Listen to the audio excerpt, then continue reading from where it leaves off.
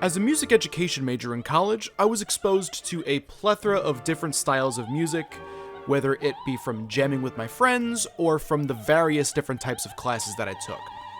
But throughout my music history courses, one style that could just never really grip me too well was opera, which I find kinda strange given how involved I was with theater for a big part of my life. But now that I'm out of college and grad school, I find myself being more and more fascinated by the opera. And on my own time, I've been reading the book When the Fat Lady Sings, Opera as It Ought to Be Taught by David W. Barber, which is an absolutely hilarious title. I love it.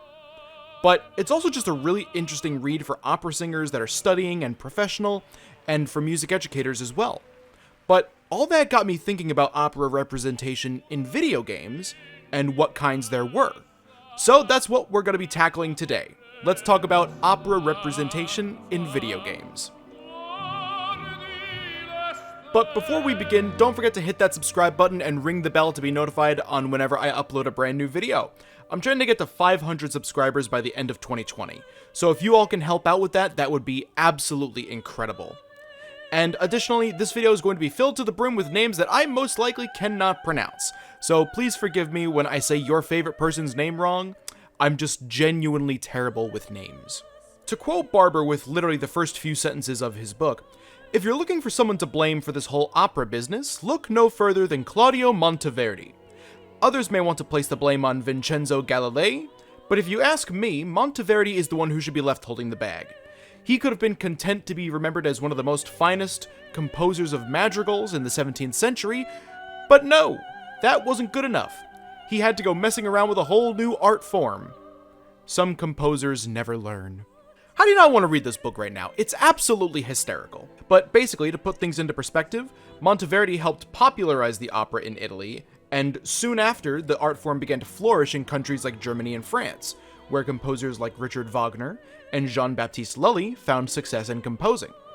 But I know you guys want to talk more about fictional characters that are made of pixels and polygons, not a bunch of dead people. So let's move on. Starting off with a bang, probably my favorite instance of opera in video games is with the iconic song Sloprano from Conker's Bad Fur Day, otherwise known as the boss fight against the Great Mighty Putin. I mean, it's a giant opera-singing pile of crap. How can I not talk about it? Now, Chris Marlowe did a wonderful job singing the iconic number, and is such a wonderful bass, but towards the end of the fight, he stacks multiple notes on top of each other, resulting in this weirdly wonderful E diminished flat 3 chord, I guess? Kinda hard to tell.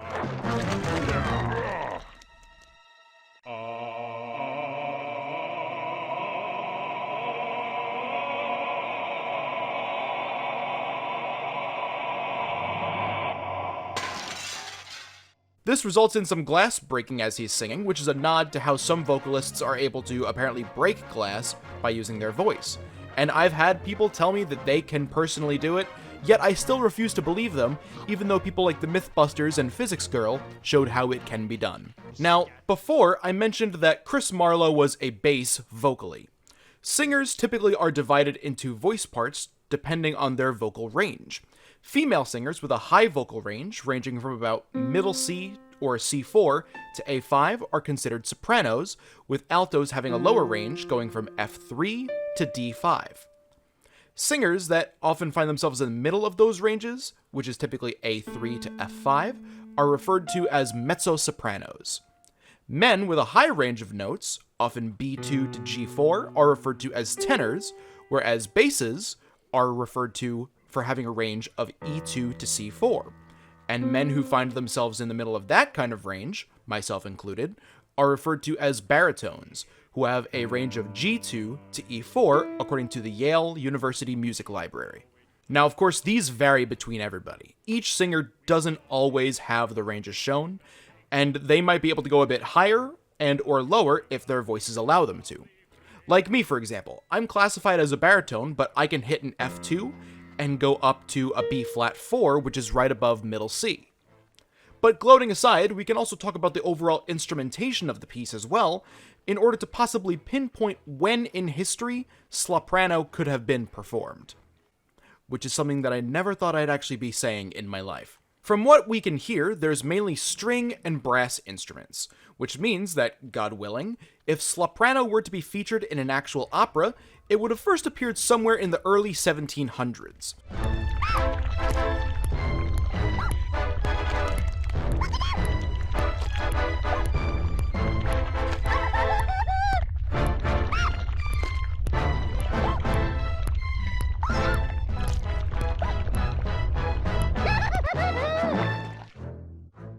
Before the 18th century, small string orchestras were only used to play during a character's entrance or exit.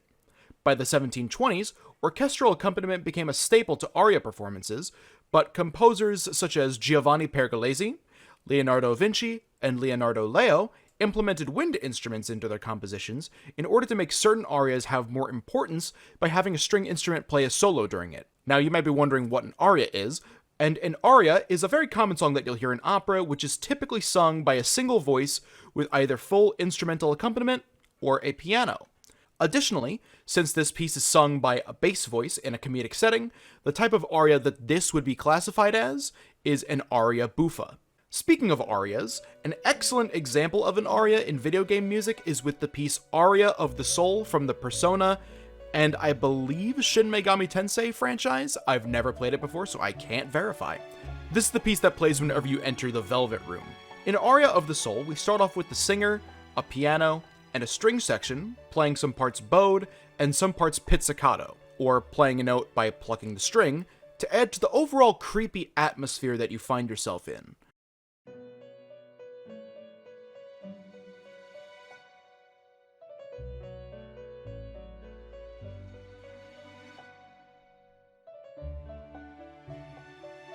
But as the song progresses, more instrumentation such as low brass and woodwinds are added in order to make the ending a lot more interesting. It really helps emphasize the ongoing mystery of just what exactly the Velvet Room is. It feels like the stronger you get, the more curious you become about Igor and the other residents.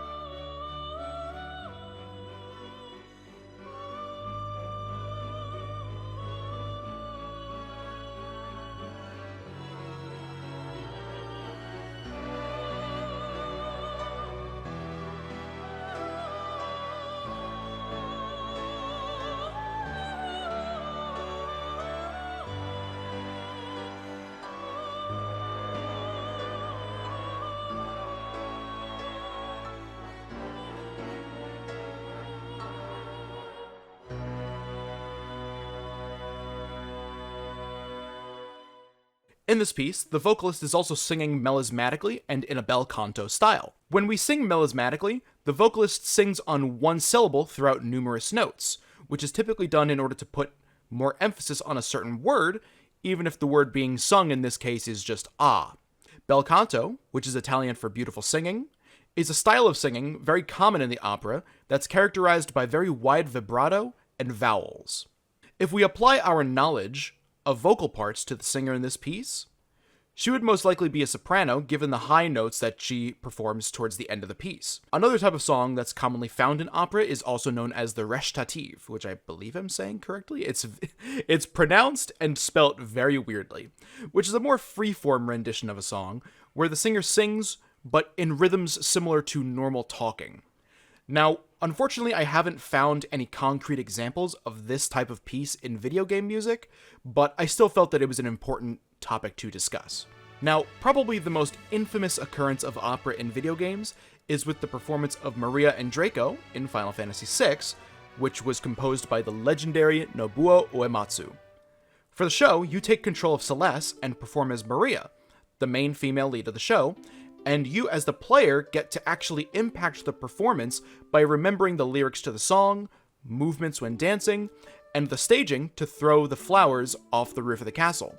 And I love that interactiveness. According to William Cheng on the Cambridge website, the aria that Celes sings, Aria de Mezzo Caractere, resembles a modified strophic song with instrumental introduction, interlude, and coda, Above rippling arpeggios, this melody's gentle arching contours, internal phrasal symmetries, steady harmonic rhythms, typically one chord change per measure, and consonant tonal language evoke the Italian writing of Vincenzo Bellini, Gaetano Donizetti, and other early romantics.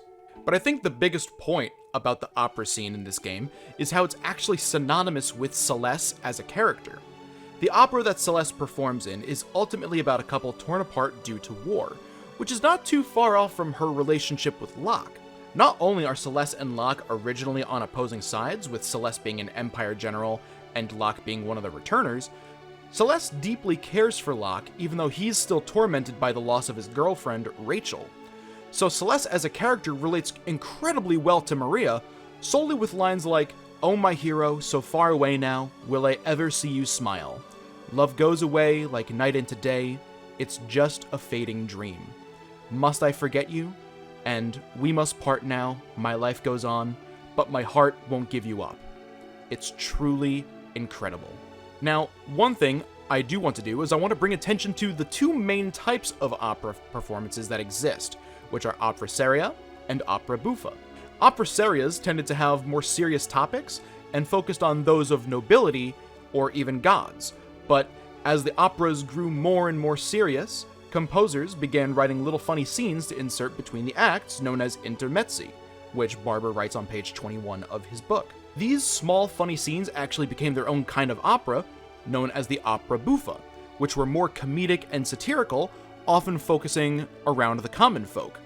So if we look at Final Fantasy VI's Maria and Draco opera, it would be more along the lines of an opera seria, given how it's about a couple torn apart by war and adjusting to the changes that it brings. Whereas Sloprano would most likely be seen in an opera buffa, given its comedic lyrics and intent, which we had discussed briefly earlier on in the video. The final game that we're going to talk about today is Hitman Blood Money. Now, while this game doesn't exactly have an opera song that we can analyze, one mission that you're required to do is to assassinate two people during a rehearsal of the opera Tosca, which I believe I'm saying right. Tosca was a 3-act show and was composed by Giacomo Puccini, who was inspired by La Tosca, a play written by Victorien Sardou in 1887. This show focuses on Floria Tosca and her lover, Mario Cavaradossi, and their feud with Baron Scarpia, trying to convict Cavaradossi of hiding an escaped political prisoner. The show concludes with Cavaradossi being executed, which is incredibly fitting, seeing as in Hitman Blood Money, you're required to kill the man playing Cavaradossi in the rehearsal, using his execution in the actual scene to your advantage. And with that, we're going to call it a video. Hopefully you all learned something about opera and its history, and how this style of art was applied or represented in video games. If you guys enjoyed the video, please don't forget to hit that subscribe button and ring the bell to get notified of whenever I upload a brand new video. I'm trying to get to 500 subscribers by the end of 2020, so if you guys could help me reach that goal, I would really appreciate it. Also, be sure to follow me on Twitch, because I'm trying to get 50 followers on there by the end of 2020 as well. And I did adjust my streaming schedule a little bit.